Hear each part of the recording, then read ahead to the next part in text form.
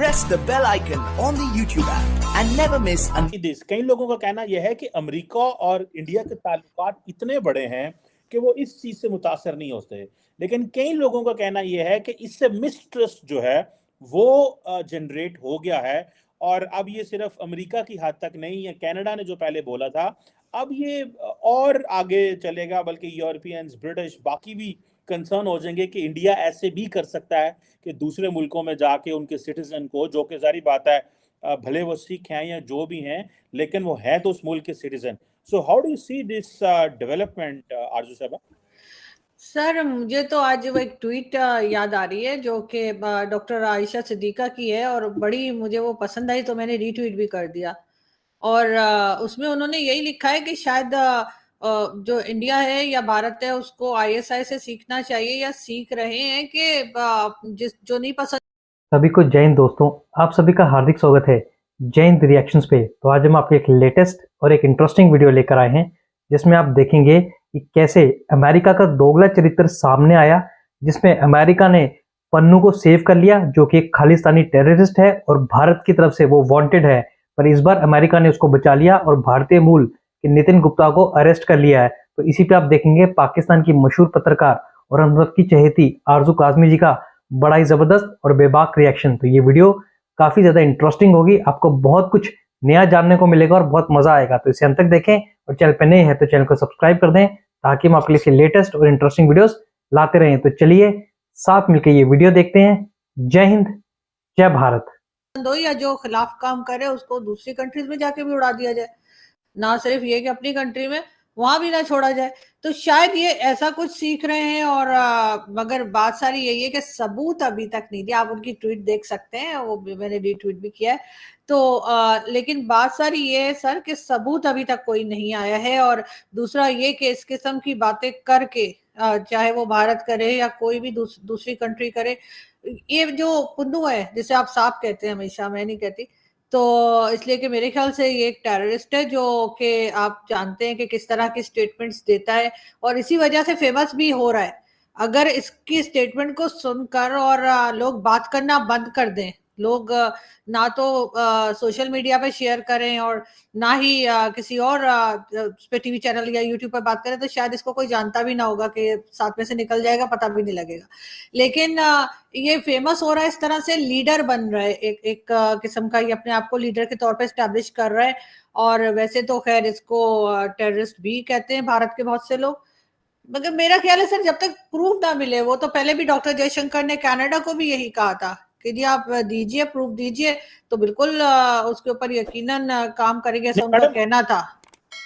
Madam जो Canada और America का फर्क ये है कि Canadian prime minister Justin Trudeau ने ये वर्ड यूज किया था, क्रेडिबल एलिगेशंस, जो कि उन्होंने वर्ड यूज किया कि हम एलिज कर रहे हैं, एलिगेशंस। अमेरिकन्स कहते हैं एलिगेशंस की बात नहीं कर रहे, वो प्रूफ दे रहे हैं। उनकी इंटेलिजेंस ने कोर्ट्स में तस्वीरें, जो डॉलर्स दिए जा रहे हैं गाड़ी में, उसकी तस्वीरें हैं, लोग हैं, बंदे आइडेंटिफाई किए हैं। बल्कि एक बंदा जो ये एक्टिविटी कर रहा था उसको चेक रिपब्लिक से गिरफ्तार भी कर लिया अमेरिकन्स ने। सो यहाँ पे इस केस में देयर आर नो एलिगेशंस। और मजे की बात यह है कि अमेरिकन जो पॉलिटिशियंस हैं, स्टेट डिपार्टमेंट, डिफेंस डिपार्टमेंट, किसी ने मुंह से कोई लफ्ज नहीं बोला, लेकिन अदालतों के जरिए उन्होंने साबित किया है कि ये जो एलिगेशन हम लगा रहे हैं, हमारे पास एविडेंस है, प्रूफ है, उसकी बेस के ऊपर कोर्ट्स ने सजा भी दे दी है। So it's not just allegation. बात तो यहां से शुरू होनी है ना, जिसके ऊपर आज आपको पता है भारत के अंदर एक इंक्वायरी कमीशन भी बैठा दिया गया है और भारत की सरकार कह रही है कि this is not how the Indian government does, हम ऐसी चीजें नहीं करते। सो क्वेश्चन यह है कि वो कहते हैं हम करते नहीं है, वो कहते हैं हमने सबूत लगा के दे दिए हैं। सो क्वेश्चन यहां से उभरता है कि जितने इंपॉर्टेंट ताल्लुकात हैं, कोई डेंट पड़ सकता है, मामलात खराब हो सकते हैं, या कि ये क्वेश्चन है क्योंकि सबूत मौजूद है। कनाडा वाले तो सबूत दे नहीं रहे थे ना, इन्होंने सबूत दे के सजाएं भी दिलवा दी हैं। देखिए सर, ये तो जब ही मालूम होगा जब एक प्रॉपर केस को इन्वेस्टिगेट किया जाएगा भारत की तरफ से। अभी तो अमेरिका कह रहा है ना, जैसे आप बता रहे हैं कि अमेरिका ने कहा है कि जी हमने प्रूफ दे दिया है, पिक्चर्स लगा दी हैं और जो भी सबूत उन्होंने दिया है। लेकिन अभी भारत की तरफ से भी तो इन्वेस्टिगेशन होगी ना, सिर्फ एक तरफ की कहानी थोड़ी होगी कि वो पिक्चर्स दे दें, वो सबूत दे दें, वो कहें हाँ जी ऐसा है। इस तरह से तो बहुत बार अगर कश्मीर के ऊपर पाकिस्तान ने भी कई बार बात की, कई बार भारत ने मुंबई अटैक्स और दूसरी चीजों के ऊपर पाकिस्तान को सबूत दिए, तो कोई माना थोड़ी, सबने कहा नहीं है, ऐसा कुछ भी नहीं है। तो वही बात है कि पहले इस पे इन्वेस्टिगेशन होगी और यकीनन दोनों कंट्रीज जो हैं वो एक तरह से फाइनेंशियली मजबूत हैं, चाहे वो अमेरिका हो चाहे वो भारत हो। अगर कोई दूसरी तरफ कोई कमजोर मुल्क होता जिसकी इकोनॉमी जो है वो सही ना होती या जो दूसरों से लेके खा रहा होता है या कंट्री चला रहा होता तो शायद उन्हें मुश्किल होती। लेकिन भारत को मुझे नहीं लगता कि कोई खास प्रॉब्लम आएगी इस केस को हैंडल करने में। अभी आपने देखा होगा कि कतर में जो उनके जो नेवी के ऑफिसर्स पकड़े गए थे और उसके बाद उन्हें सजा दी थी, तो उसके ऊपर भी अपील उन्होंने कर दी है और उसको एक्सेप्ट भी कर लिया गया। अभी कतर जो है वो जो स्टेप लेना चाह रहा था वो ले नहीं पा रहा है। तो भारत को इन्वॉल्व करना तो आसान है, लेकिन उसके बाद भारत के ऊपर ये चीज प्रूव करना बहुत मुश्किल है, क्योंकि एक तो उनकी फॉरेन पॉलिसी जो है वो काफी मजबूत है, बाकी कंट्रीज के साथ उनके टर्म्स इस तरह के हैं जो कि यकीनन उससे इकोनॉमी की वजह से बहुत फर्क पड़ता है। अगर किसी के पास पैसा हो तो चाहे वो कंट्री हो या कोई आम आदमी हो, इंडिविजुअल हो, तब भी इसमें फर्क आता है। तो वही हमने देखा कि इस लिहाज से तो भारत मजबूत है और यकीनन इस चीज में से भी निकल जाएगा, क्योंकि कई एक के बाद एक उनके ऊपर प्रॉब्लम्स आ रही हैं, इलेक्शंस भी नजदीक आ रहे हैं। यकीनन जो बीजेपी की गवर्नमेंट है वो इस चीज को लेकर काफी फिक्रमंद होगी। मगर फिर भी सर अभी क्योंकि प्रॉपर इंडिया की तरफ से कोई रिप्लाई नहीं आया, लेकिन मुझे लगता यही है कि इस बारे में से भी निकल ही जाएंगे ये लोग। अच्छा, यानी कि आप कह रही हैं निकल जाएंगे, मुश्किल जरूर आई है लेकिन निकल जाएंगे, ये एक क्वेश्चन है। लेकिन हम इंडियंस के लिए एक प्रॉब्लम तो है ना मैडम। एक तरफ पाकिस्तान में कुलभूषण यादव पकड़ा गया, कतर में 8 लोग जो हैं नेवी के उनको सजाए मौत हो गई, कनाडा ने एक और बात कर दी, अमेरिका ने जो है ये एक नई चीज पे आके जो है वो चेक रिपब्लिक में एक इंडियन डीप स्टेट का बंदा पकड़ा गया। सो ये जारी बात है, एक गवर्नमेंट जो कि इलेक्शंस में जा रही है, एक ऐसी गवर्नमेंट जो इलेक्शन में जा रही है, उनके लिए मसले तो हैं। जारी बात है अपनी ऑपोजिशन को, मीडिया को, पब्लिक को जस्टिफाई तो करना पड़ता है और प्राइम मिनिस्टर मोदी को करना पड़ेगा कि भाई ये क्या हुआ, ये कैसे हुआ, हम क्या करने जा रहे थे। और ये जो जैसे कहते हैं ना, ये जो ऑपरेशन चलाना चाह रहे थे कि आप टेरर फैला दें कनाडा और अमेरिका में कि भाई ऐसे हो सकता है, वो बैकफायर कर गया। तो ये तो एक चैलेंज है। लेकिन आप ये कह रही है कि इंडिया की इकोनॉमी अच्छी है तो कोई फर्क नहीं पड़ेगा। आपको लगता है कि जो क्वेश्चन सॉवरेनिटी का है, ये क्वेश्चन ये नहीं है कि इंडिया के पास पैसे हैं, इंडिया के पास इतने पैसे तो नहीं है, डेवलप्ड वर्ल्ड जितने पैसे तो नहीं है, लेकिन क्वेश्चन ये आता है कि इंडिया जो है वो उसको ये बाकी मुल्क इंडिया को मौका देंगे कि उनके मुल्क में घुस के उनके बंदे मारे या उनकी सॉवरेनिटी की वायलेशन करे। ये क्या पैसों का मतलब ये होता है कि तुसी दूजे ने घर वाड़ के तो बंदे मारो?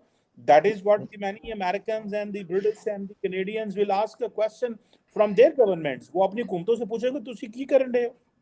नहीं सर, ऐसी बात मैंने नहीं कही कि सिर्फ पैसे की वजह से उन्हें कोई कुछ नहीं कहेगा। मैं ये कह रही हूँ कि अभी तो इन्वेस्टिगेशन होगी और दूसरा ये कि वो कमजोर कंट्री नहीं है, पैसे के लिहाज से भी जो भारत है वो कमजोर कंट्री नहीं है, तो इस वजह से भी वो थोड़ा बहुत यानी कि मजबूती के साथ वो खड़े रहेंगे और अपने केस को लड़ेंगे। ऐसे तो सर एलिगेशंस तो लगती हैं, देखें ना आप पाकिस्तान के ऊपर कितने एलिगेशंस लगी, FATF में भी गए, क्या कर लिया किसी ने? मतलब कहते हैं कि जी हाफिज सईद यहाँ पर है, सैयद सलाउद्दीन यहाँ पर है, दाऊद इब्राहिम यहाँ पर है और पता नहीं कितनी एक लंबी लिस्ट है जिनके नाम जो है वो ना सिर्फ ये कि भारत बल्कि दुनिया की हर कंट्री कहती है कि जी ये टेररिस्ट हैं और पाकिस्तान ने इनको पनाह दी हुई है या पाकिस्तान ने इनको सपोर्ट किया, फंडिंग की। सब कहते हैं सर FATF में हम ऐसे ही तो नहीं चले गए थे, लेकिन क्या कर लिया किसी ने? हम गए और हम आ गए, कुछ नहीं हुआ, जबकि हमारे पास ना तो पैसा है ना कुछ है, उसके बावजूद हमारा कुछ नहीं हो सका, कुछ बिगाड़ नहीं सका कोई, जबकि सबने प्रूफ भी दिए थे, बम्बई अटैक्स के भी दिए थे, पुलवामा, उड़ी, पता नहीं क्या कुछ होता रहा, लेकिन हम नहीं माने। तो सर इस मुकाबले में अगर आप इंडिया को देखें तो वहां पे तो ऐसा कुछ भी नहीं हुआ अभी तक, कोई टेररिस्ट वहां से नहीं निकला जिसको हम कह सके। कुलभूषण के ऊपर हम जो है शोर मचाते रहते हैं कि जी वो कुलभूषण को हमने पकड़ कर लिया। उन्होंने तो एक लंबी लिस्ट दे रखी है भारत ने, मगर पाकिस्तान के पास ऐसी कोई बड़ी छोटी किसी किस्म की कोई लिस्ट नहीं है जो वो भारत के खिलाफ इस्तेमाल करे। अब ये सब कुछ जो हो रहा है खालिस्तान मूवमेंट को सपोर्ट करने के लिए, तो ये भी किसी से ढकी छुपी बात नहीं है कि पाकिस्तान इस तरह की चीजों को सपोर्ट करता रहा है, खालिस्तान के नारे लगाता रहा है।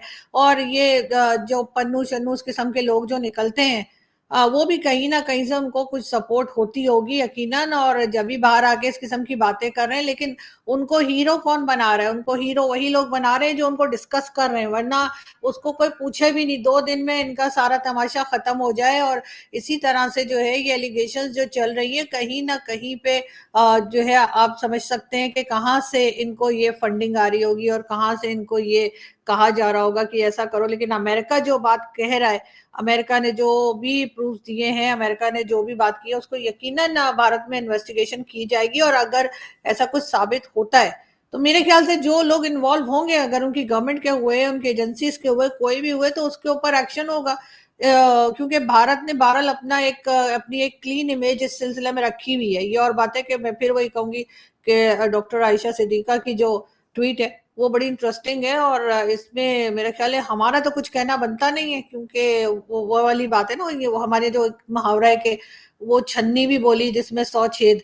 तो वो हमारा वो हिसाब है ना कि हम किस मुंह से बात कर रहे हैं कि इनका क्या हुआ। हम तो अभी फिलहाल अफगानिस्तान को रो रहे हैं और उनको कह रहे हैं कि वो अपना एक आदमी हमारे हवाले करे टीटीपी का, जिसने नवंबर 26 को जो है बन्नू में अटैक किया था।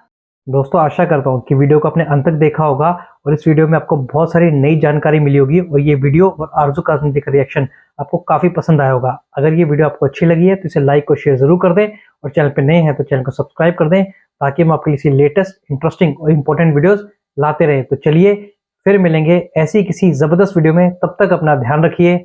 जय हिंद, जय भारत।